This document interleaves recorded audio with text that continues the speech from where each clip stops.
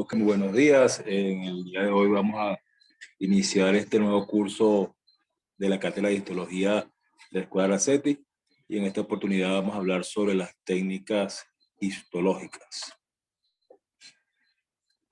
Entendiendo primero que la histología es aquella rama de la anatomía que estudia la microanatomía de las células, de los tejidos y de los órganos, tanto de animales como de plantas, y también es denominada anatomía microscópica. Dentro de la técnica histológica se considera que es una serie de pasos ordenados que permiten preparar al tejido para su observación a través del microscopio y obteniendo como producto final un preparado histológico, como el que estamos viendo aquí en esta lámina. Dentro de las técnicas histológicas, entonces, contamos con algunos conceptos como el de preparado histológico, que no es más que una rebanada o sección de un tejido biológico que es colocado sobre una lámina portaobjeto, es coloreada y luego es cubierta por una lámina cubre objeto. En esas mismas técnicas histológicas, los objetivos de ese estudio microscópico están orientados a dos elementos fundamentales. Uno es el conocimiento de la estructura microscópica de ese organismo que se está estudiando, para comprender los procesos bioquímicos, para comprender los procesos fisiológicos y que tienen lugar dentro de esta estructura. Por otra parte, también el objetivo de este estudio microscópico contempla el diagnóstico de procesos patológicos, que está a cargo de una de las ramas de la medicina, como lo es la anatomía patológica. Es decir, entonces, que a través del técnica histológica yo puedo hacer tanto estudio de células y tejidos sanos, así como de células y tejidos enfermos. ¿Cuáles son las características que tienen que tener estos tejidos que van a ser sometidos a técnica histológica? Primero, que son tejidos blandos, son tejidos ricos en agua, son tejidos que una vez que son retirados del cuerpo, es decir, que ya no cuentan con una irrigación sanguínea, entonces pues comienza un proceso habitual de autólisis. Entonces necesitamos hacer rebanadas muy delgadas de estos tejidos con la finalidad de que de poder colorearlos, de poder que se permita el paso de la luz para observar el tejido en el microscopio. Fíjense que dentro de las etapas de la técnica histológica tenemos entonces que a partir de un organismo, que puede ser animal o puede ser vegetal, vamos a obtener un material de estudio. Ese material de estudio es lo que denominamos biopsia. Esa biopsia puede seguir dos vertientes: un estudio que sigue las técnicas histológicas tradicionales, es decir, donde hacemos fijación, donde hacemos inclusión, más producción de un bloque de parafina, corte de ese tejido, la tinción, el montaje y la posterior observación a través del microscopio. Igualmente podemos tener ese mismo material de estudio saltando los pasos de fijación, inclusión, de formación de bloque y corte, y hacer estos pasos más cortos a través de la congelación, que es lo que se denomina una biopsia por corte congelado. Entonces, fíjense cómo ese organismo, una vez que ha sido de ese organismo ha sido obtenido el material de estudio, entonces pasa por toda esta serie de pasos,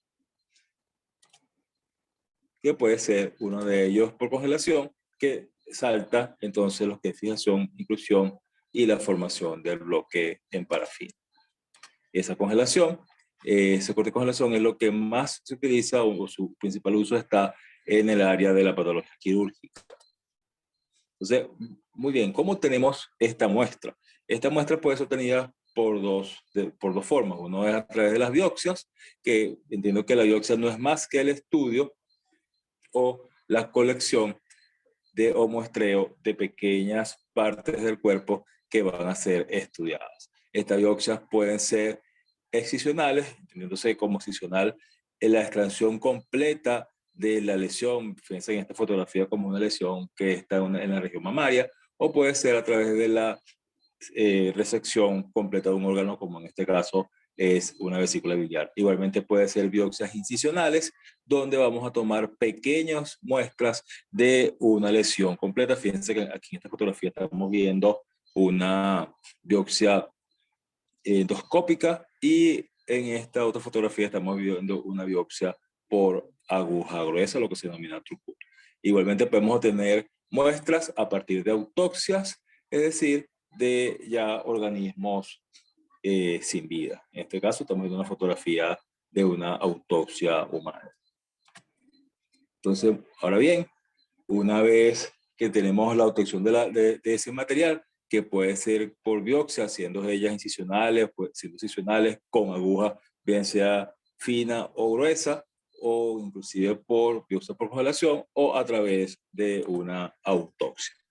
Entonces recordemos que en la histología vamos a estudiar tejidos normales, mientras que en la anatomía patológica vamos a estudiar tejidos que son patológicos. Sin embargo, ambas ciencias tienen en común el uso de la técnica histológica.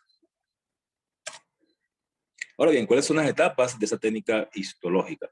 Ya hablamos de la obtención del material a través de biopsia o de autopsia, y el segundo paso es la fijación de ese material. ¿Qué llamamos nosotros fijación? La fijación no es más que ese primer paso que se da en la técnica histológica y cuya función es conservar la morfología y la composición química de esos tejidos. ¿Para qué? Para evitar la autólisis de los mismos y así puedan ser estudiados de la mejor manera posible bajo la luz del microscopio. Esa fijación, ¿para qué se utiliza? Para abolir el metabolismo celular una vez que deja el cuerpo, que deja esa muestra de recibir irrigación sanguínea. Igualmente conservarla de forma más fidedigna posible el estado y la situación en que se encontraban esos tejidos cuando están en el cuerpo. Fíjense que en esta fotografía estamos viendo varios envases, cada uno de esos envases identificados en el laboratorio con un número, y en cada uno de ellos se encuentran distintas biopsias, distintas muestras de distintas partes del organismo. Esa fijación que impide primero la autólisis, impide o hace que haya coagulación de las sales proteicas presentes en las células, lo que lleva a la formación de enlaces, y esos enlaces hacen que se endurezcan las enzimas, y de esta forma el tejido tenga una consistencia más adecuada para ser cortado. Igualmente, la fijación permite la destrucción de microorganismos, así como bacterias, hongos y virus que pueden estar presentes en la muestra. ¿Cuáles son las condiciones que debe tener un fijador para poder ser efectivo en el momento de preservar un tejido? Primero, que no produzca artificios, que no dificulte el tratamiento ulterior, es decir, los otros pasos de la técnica histológica, que tenga un poder de velocidad de penetración importante, rápido, y uno de los más utilizados tanto en histología como en anatomía patológica es la solución al 37% de formaldehído, que es lo que se denomina formalina, que una vez que es llevado al 10% es lo que conocemos como formol, y es el fijador de uso convencional en la técnica histológica. Por supuesto, existen otros fijadores, pero que dependen de qué tipo de estudio posterior se va a realizar. Estos tejidos deben ser colocados inmediatamente en el fijador, tan pronto como han sido extraídos del cuerpo, y es lo que se denomina fijación por inmersión. Se dice que lo ideal es que el espécimen esté sumergido en 10 veces el volumen o su volumen de tamaño. Igualmente, esa fijación debe por lo menos estar presente entre 6 a 24 horas para garantizar una fijación ideal. Siguiendo las etapas de la técnica histológica, ya entonces tenemos la obtención de material a través de la biopsia, tenemos la fijación utilizando formol o cualquiera de los otros elementos de fijación, depende de lo que posteriormente se vaya a realizar con esta muestra. Y el tercer paso es la obtención del bloque de parafina. En las etapas para la inclusión en parafina, entonces vamos a tomar en cuenta que los tejidos son ricos en agua. Vamos a tomar en cuenta que esos tejidos deben ser sometidos a gradientes de alcohol de forma creciente para ser deshidratados, y que luego esos tejidos van a ser embebidos en silol para hacer aclaramiento de esas muestras.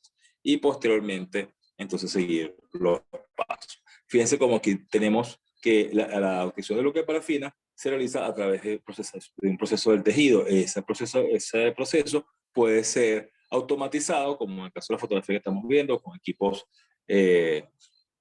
¿cómo se llama? Equipos que son totalmente automatizados, donde uno coloca los programas adecuados dependiendo de cada tipo de tejido, o puede ser de forma manual a través de envases donde el técnico se encarga manualmente de ir pasando por cada una de las fases. Entonces fíjense que el procesador de tejidos, ¿qué es lo que va a hacer? Primero deshidratar, y ya habíamos dicho que los tejidos son ricos en agua, entonces hay que deshidratarlos, es decir, y eso se hace a través del alcohol. ¿Por qué? Porque hay que tomar en cuenta aquí principios de física en cuanto a que la miscibilidad o no la miscibilidad de los elementos, bien sea en alcohol, en silol o en parafina. Entonces fíjense que deshidrato con alcohol, aclaro con silol, luego hago un embebido en parafina, que es lo que se denomina inclusión del tejido, y posteriormente hago diseño del bloque de parafina. Esta deshidratación se hace con alcoholes en forma creciente, partiendo con 70% hasta llegar al 100%, y luego se hace el aclaramiento y el embebido. Se fíjense como que hay fotografías en cuanto a cómo se realiza un bloque de parafina. Tenemos varios modelos de bloques. Aquí podemos ver en esta fotografía el envase que provee de parafina, una parafina que es líquida, más o menos a 57 grados, para que podamos entonces hacer los distintos moldes de parafina con el material bióxico en su interior, dependiendo del tamaño de cada una de esas muestras. En esta otra fotografía estamos viendo cómo se realiza la colocación de la muestra en moldes que luego posteriormente van a ser bebidos en parafina y se llevan a temperatura ambiente o a refrigeración para que se produzca el bloque realmente a partir del enfriamiento de la parafina. Y posteriormente, ¿qué es lo que va a resultar? Lo que se denomina bloque de parafina, taco de parafina. Fíjense que puede ser utilizado tanto moldes plásticos como moldes de madera. Entonces, siguiendo con esas etapas de la técnica histológica, la siguiente es el corte. Ya hicimos la obtención, que fue a partir de la biopsia, tenemos la fijación con formol, tenemos la obtención del bloque de parafina, utilizando entonces la deshidratación de los tejidos, posteriormente el uso de silol y el embebido en parafina. Ahora vamos a hacer el corte una vez que se realizó el bloque de parafina. Fíjense que para realizar el corte se utiliza un equipo denominado microtomo, que hay varios modelos de ellos, hay una rotación y uno de deslizamiento, como que estamos viendo en estas fotografías, y fíjense cómo el técnico histólogo se encarga entonces de realizar los cortes pertinentes. Aquí estamos en esta foto, fíjense cómo los bloques de parafina son colocados en una bandeja con hielo para mantener una temperatura ideal y así evitar que el bloque se derrita o la parafina se ponga blanda y no permite hacer un corte adecuado. Una vez que se hacen los cortes en micras, generalmente usamos micras entre 5, 6, 7 micrones, en dependencia de lo que se quiera estudiar. Fíjense entonces cómo la serie de cortes realizados son colocados en baños de María con intención de eliminar el exceso de parafina que está alrededor del tejido y para ser colocado en un portaobjeto. ¿Con qué finalidad? Bueno, fíjense aquí, estamos viendo cómo el corte, una vez que es extraído del bloque, es colocado en ese baño de María para luego ser insertado en el portaobjeto. Entonces, siguiendo las técnicas, ya hicimos la obtención, ya hicimos la fijación, ya hicimos el bloque de parafina, el corte, y ahora vamos a la coloración o la tinción. ¿Y qué pasa con esto de la coloración? Fíjense que el tejido, una vez que ha sido cortado y colocado en el portaobjeto, es totalmente incoloro y eso no me va a permitir observarlo en el microscopio, por lo cual hay que realizar la cloración. Entonces, para lograr esto, debe hacerse contraste entre los distintos componentes de las células y poderlos diferenciar en el microscopio de luz, utilizando sustancias que son denominadas colorantes. Entonces, ¿qué es esa coloración o cuál es el objetivo de la coloración? No es más que una sustancia que sea capaz de comunicar color a otros cuerpos, siendo dentro de la técnica histológica la coloración convencional, básica y más utilizada, la coloración de hematocilina y eosina. ¿Qué pasa con hematocilina y la eosina? Aquí entran fundamentos también físicos, donde vemos que la hematocilina es un colorante que tiene afinidad por elementos negativos que están presentes generalmente en el núcleo en forma de los elementos propios del mismo, mientras que la eosina tiene afinidad por los elementos presentes en el citoplasma. Entonces fíjense que tenemos una célula donde tiene una forma característica y el núcleo tiene forma, tiene una cantidad, tiene una situación, tiene un aspecto en cuanto a su cromatina que lo voy a poder observar con el uso de la hematocilina. Mientras que el citoplasma, que también tiene una cantidad, tiene varios elementos, varias organelas, y va a ser puesto en evidencia a través de la eosina. Entonces, siguiendo con la coloración, tenemos entonces que la hematocilina, siendo un elemento básico, tiñe de azul y generalmente busca los elementos presentes en el núcleo. Mientras que la hematocilina, que es un elemento ácido, tiñe entre rosado y rojo y va a influir a los elementos presentes en el citoplasma. Entonces, siguiendo, vamos a tomar en cuenta que la hematocilina entonces es un colorante básico, junto a cual otro puede ser el azul de metileno, que son colorantes cargados positivamente. Por lo tanto, van a tener afinidad por elementos celulares que tienen carga negativa. ¿Y dónde están esos elementos en mayor cantidad? Dentro del núcleo celular.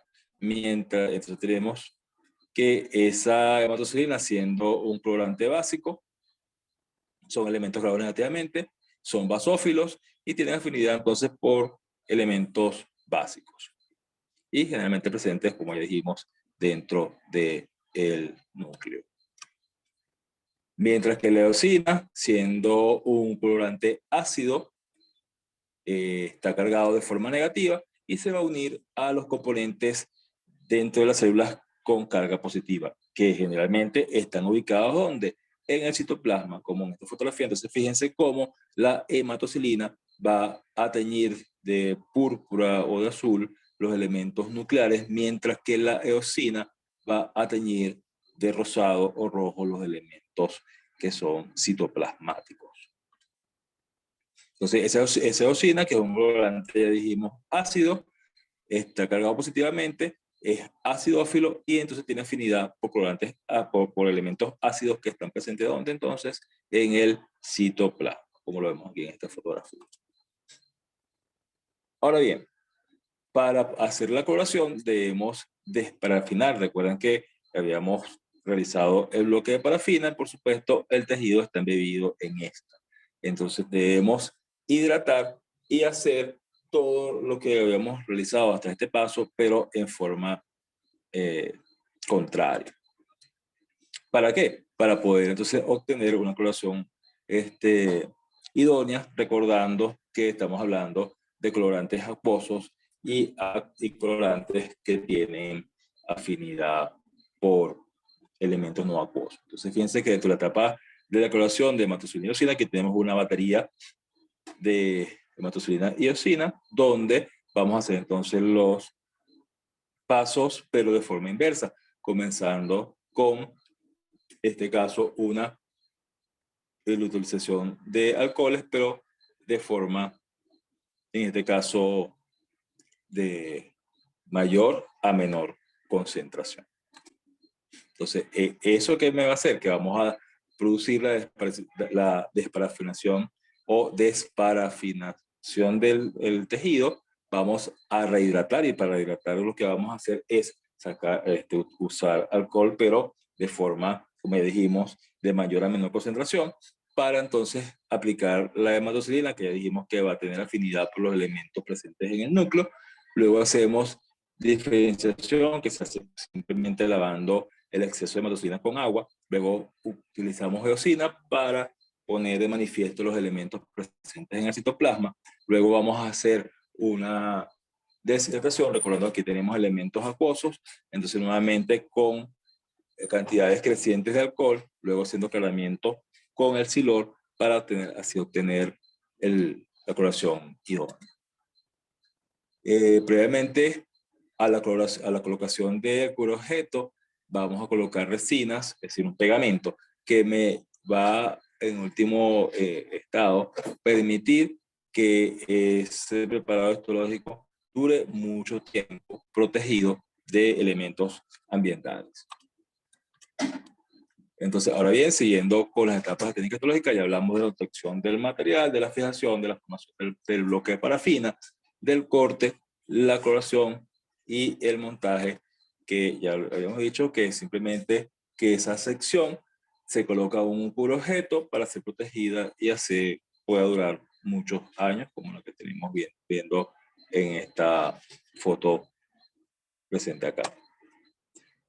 Luego de hablar un poco de lo que es la hematocina y eosina como la coloración básica que se utiliza tanto en histología para diferenciar los elementos presentes en los tejidos y los elementos presentes en las células, también tenemos otras técnicas de coloración que son denominadas coloraciones especiales o también denominadas histoquímicas. Es decir, que son coloraciones que están diseñadas para poner de manifiesto estructuras particulares dentro de las células o dentro de los tejidos. Si podemos hablar, fíjense, por ejemplo, en este caso estamos viendo una coloración de Gram que me permite establecer y observar elementos bacterianos presentes en tejidos. Aquí tenemos en esta otra fotografía el tricómico de Gomori que me permite resaltar elementos o fibras presentes en el tejido. Fíjense cómo resaltan con esta coloración que es como entre verdosa azulada. También tenemos la coloración denominada PAS, que es el ácido periódico y la relación de Schiff, que me permite resaltar la presencia de glucógeno dentro de estructuras celulares. Otras técnicas utilizadas es la técnica denominada inmunoquímica, que a diferencia o comparándola con las coloraciones especiales y con la hematocilina y eosina, me permite, me da la posibilidad de poner de manifiesto estructuras muy particulares dentro de los tejidos, utilizando que para esto reacciones de antígeno-anticuerpo. Pues entonces tenemos una reacción que es directa y una reacción que es directa, donde utilizando anticuerpos que van a estar diseñados para poner de manifiesto antígenos presentes en las células y que queremos observarlos y queremos destacarlos. Entonces fíjense cómo en última instancia también es una coloración, pero donde se produjo una reacción de antígeno-anticuerpo que me permite destacar elementos particulares, bien sean nucleares, bien sea citoplasmáticos o bien sea en el conjunto del tejido que estamos observando. Dentro de la técnica histológica hay que tomar en cuenta problemas de interpretación que pueden presentarse y que no permiten que la técnica sea totalmente adecuada. Dentro de ellos tenemos los artefactos, que son aquellos cambios estructurales que se producen motivados a la técnica histológica. Dentro de estos artefactos podemos tener artefactos de fijación, es decir, que la fijación no fue adecuada, bien sea porque no se dejó el tiempo idóneo de entre 6 y 12 horas, bien sea porque la cantidad de fijador era menor en relación al volumen del espécimen, y esto hace que haya una precipitación de proteínas que va a dificultar que se realice o que se detenga los procesos de autólisis, y esto haga que el tejido no pueda ser observado de la manera más idónea. También podemos tener artefactos dentro de lo que es la deshidratación y el calentamiento, bien sea porque el alcohol está demasiado hidratado, lo que no permite realmente que se saque todo el agua presente en el tejido, o porque durante el proceso de aclaramiento con el silor no se permitió sacar completamente el alcohol, lo que va a evitar que se haya un embebido adecuado con la parafina. También puede haber artefactos de los cortes, porque son cortes muy gruesos o que sean irregulares. Y también puede haber artefactos durante el montaje, bien sea porque el tejido no quedó totalmente liso dentro del portaobjeto y quedaron pliegues, lo que va a dificultar su observación posterior. Igualmente, tenemos que tomar en cuenta artificios post-mortem relacionados principalmente con la fijación. Fíjense que otros problemas de interpretación cuando utilizamos una técnica astrológica son problemas en cuanto a los conceptos. Fíjense como aquí estamos viendo la representación de una estructura o un segmento tubular de intestino, donde en relación a donde se está realizando el corte o la obtención de la muestra, fíjense que podemos tener sesgos en cuanto a lo que estamos observando. Fíjense que si hacemos un corte transversal, voy a tener en cuenta que puedo observar toda la amplitud del espesor de la pared en todas sus capas hasta la luz, pero si hacemos cortes muy superficiales, simplemente vamos a ver nada más representativamente partes muy superficiales de esta estructura. Si son cortes oblicuos, también van a repercutir sobre la observación y la interpretación, igualmente si tenemos cortes que son longitudinales y que no son representativos de todo el espesor del espécimen que se está observando. Fíjense nuevamente aquí, como estamos viendo que si el corte es realizado atravesando células, solamente vamos a poder interpretar parte del núcleo de alguna de ellas, mientras que en otras estructuras simplemente vamos a ver citoplasma. Entonces, fíjense que aquí tenemos, por ejemplo, un corte longitudinal donde vamos a poder observar todo el espesor de esta estructura con todas sus paredes. Si fuese un corte nada más en la mucosa, por ejemplo, no pudiésemos tener la amplitud de observar todas las demás estructuras presentes en esta pared. Fíjense igualmente acá, si en dependencia de dónde fue el corte, me va a dar la posibilidad de observar estructuras muy puntuales dentro de la observación, o inclusive dejar fuera del foco de observación otros elementos presentes en el tejido. Entonces, bueno, ya para terminar, entendiendo que estamos comenzando esta carrera de medicina, como bien decía este noble médico Otamendi, que decía: el médico que solo sabe de medicina, ni de medicina sabe.